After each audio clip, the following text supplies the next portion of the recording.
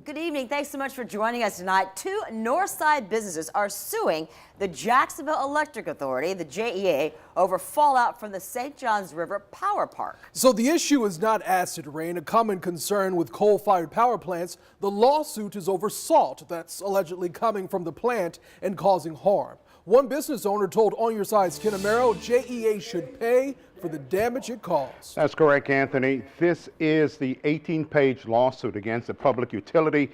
It was filed in 2014 and has been moving slowly through the court system. The JEA is in the process of closing the power park and demolishing the cooling towers, but the business owner said the damage is already done.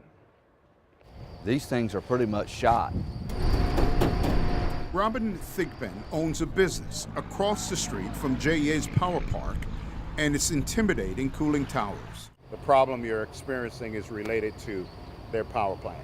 We have proven that with studies and stuff. Yes, sir, we have.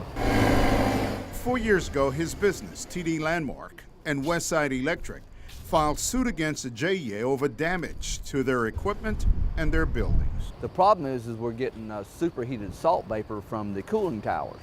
Thigpen says the JEA uses water from the St. Johns River to cool its towers. He says during the cooling process, the salt content becomes airborne. It rains salt. And it ends up on his building, his equipment, and personal vehicles. It's enough that you can see it on your windshield. Thigpen says the salt is so concentrated, it eats through the metal on his equipment. We didn't have these problems before we located here. Up until last month when they closed the plant, we were getting salt every day. He says they hired an environmental expert to show cause and effect. This is a manufacturing process that they do. They created it. They created it. Thigpen says he's concerned the JEA may use the power park's closing to avoid paying for the damages. That's what you're afraid of. I'm afraid of that right now. In 2015, Florida Power and Light, the JEA's partner in the power park, was added to the lawsuit. Do what's right. Do what's right. We know what the damage is. We know what the damages come from. You know, they've even acknowledged that they're putting salt on our property.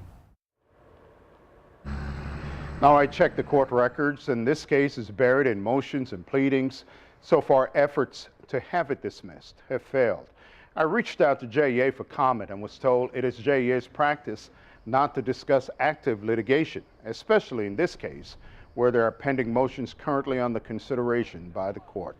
There is no set date for the court to make a decision. Back to you.